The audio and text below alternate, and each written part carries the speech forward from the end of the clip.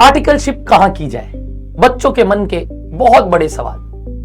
हम मुझे daily basis पे जैसे सीए इंटर के एग्जाम्स कंप्लीट होते हैं, बच्चों का सबसे बड़ा डाउट यही आ जाता है कि सर आर्टिकलशिप कहां करनी चाहिए। और ये काम कंप्लीट नहीं होता जब तक सीए के रिजल्ट्स भी आके आपके रजिस्ट्रेशन नहीं होते।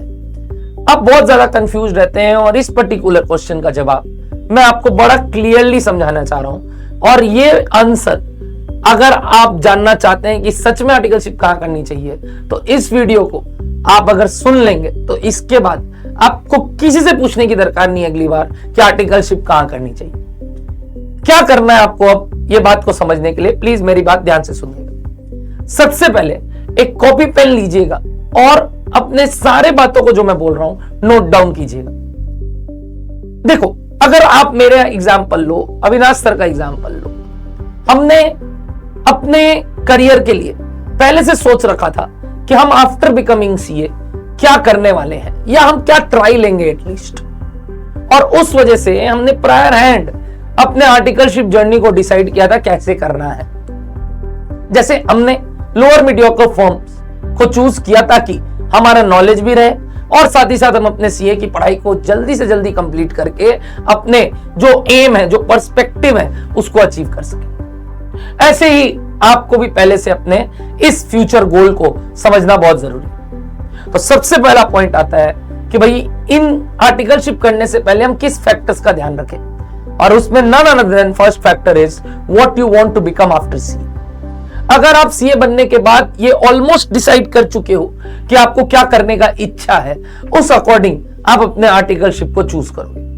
प्लीज किसी और के बातें में नहीं आइएगा, आप अपना डिसीजन लीजिएगा ये सोचते हुए कि नहीं हमें क्या करना है हमें मालूम है, तो उस अकॉर्डिंग हम आज आर्टिकलशिप चूज करेंगे, ना कि ये नहीं जहां भीड़ जा रहे हैं, जहां सब बोल रहे हैं वहां करना।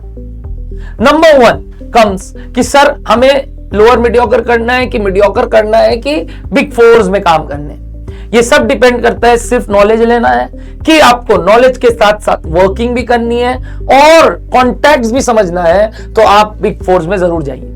बट अगर आपको सिर्फ नॉलेज लेना है तो भाई आपके लिए लोअर मीडियोकर बहुत अच्छा है। अगर आपको काम सीखना है और साथ साथ नॉलेज गेन करना है तो मीडियोकर बहुत अच्छा है। अब ये तीन में आपको कहां जाना है वो तो आपके फ्यूचर प्रोस्पेक्ट्स पे डिसाइड करते हैं।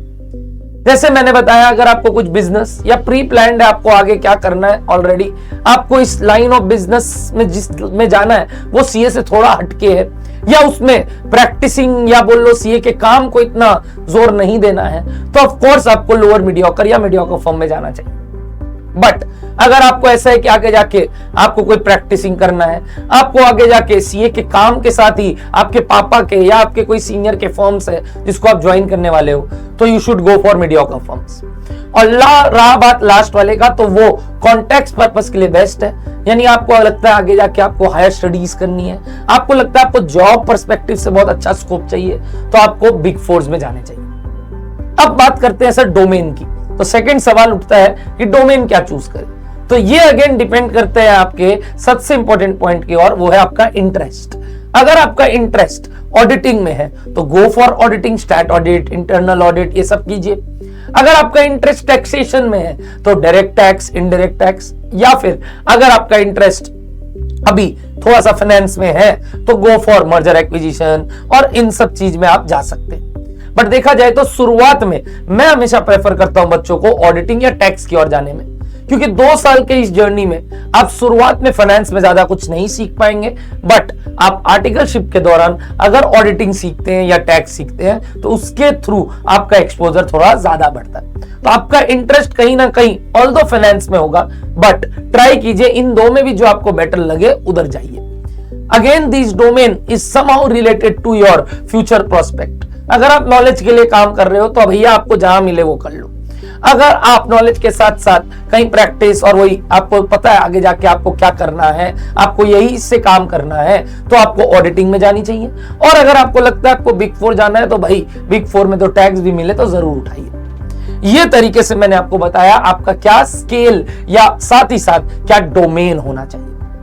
अब आता है हमारा लास्ट में अदर फैक्टर, जिसमें वन ऑफ द फैक्टर आपके लिए स्टाइपेंड होता है।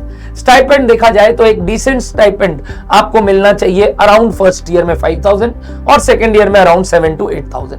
बट अगर इससे ज्यादा मिल रहा है तो बहुत बढ़िया, मेहनत को कंटिन्यू कीजिए। बट देखा जाए तो एक डिसेंट स्टाइपेंड के बारे में बात किया।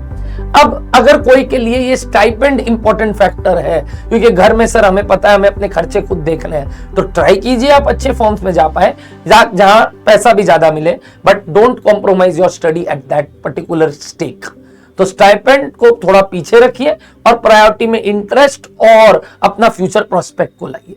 And fourth but not the least, the other factors which comes are timing क्या है, आपको कितना दूर जाना है अपने घर से, कॉलेज के साथ कैसे आर्टिकलशिप जा पाएंगे, आउट स्टेशन भेजते हैं कि नहीं, वगैरह वगैरह। तो देखो दोस्त, अगर आपको काम सच में सीखना है तो ये जो अदर फैक्टर्स है इसको साइड रखिए और पहले दो पे फोकस कीजिए। बट अगर आपके लिए नॉलेज इंपॉर्टेंट है तो आप लास्ट वाला पॉइंट के लिए जा सकते हैं। इन सब चीज को अगर सम अप करूं तो आर्टिकलशिप 2 साल का करना या फिर 1 साल का आर्टिकलशिप और 1 साल का इंडस्ट्रियल ट्रेनिंग करना, ये दोनों बात अगेन डिपेंड करेगा आपके फर्म के ऊपर। अगर आपका फर्म अलाउ करता है तो आप इंडस्ट्रियल ट्रेनिंग जरूर कीजिए अगर आप एक बिग 4 में हैं, या आगे जाके आपको इंडस्ट्री में जॉब भी करनी है या आपको अदर फर्दर स्टडीज करनी है। बट अगर आपको आपके एम्स बहुत क्लियर है तो please do 2 years articleship with your 100% so. So that is from my side guys. Hope आपके कंफ्यूजन्स कि सर कहां आर्टिकलशिप करें, अब आप अपने खुद के पेपर, पेन और कॉपी के साथ बैठ के प्रायोरिटाइज कर पाएंगे। Thank you so much everybody, signing off from Naveen classes.